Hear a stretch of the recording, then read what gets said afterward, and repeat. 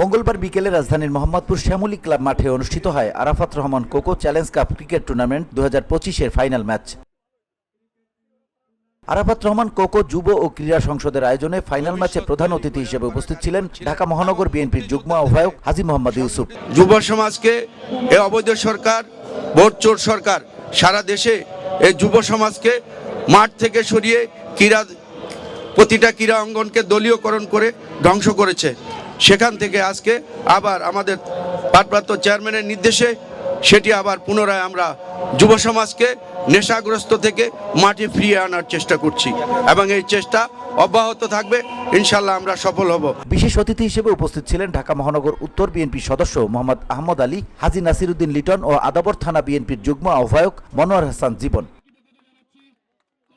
সভাপতিত্ব করেন আরাফাত রহমান কোকো যুব ও ক্রীড়া সংসদের সভাপতি আলমগীর হোসেন লাবু। উপস্থিত ছিলেন সংগঠনটির ক্রীড়া বিষয়ক সম্পাদক শিহাব সারার খান ও আদাবর থানা ছাত্রদল নেতা মোহাম্মদ হাসান ঢালি সহ স্থানীয় নেতারা। খেলাটি পরিচালনা করেন সংগঠনের ঢাকা মহানগর উত্তরের সভাপতি মোহাম্মদ ওমর ফারুক। আরাফাত রহমান কোকো যুব ক্রীড়া সংসদ ঢাকা মহানগর উত্তর সবসময় চেষ্টা করেছি সৃজনশীল কিছু করার জন্য।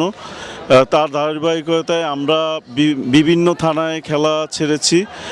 এবার আমরা ঢাকা মহানগর উত্তর থেকে খেলা ছেড়েছি, তার মধ্যে 8টি থানা একত্রে আমরা খেলার 2 দিনব্যাপী খেলার উদ্বোধন এবং সমাপনী ম্যাচ শেষ হয়েছে।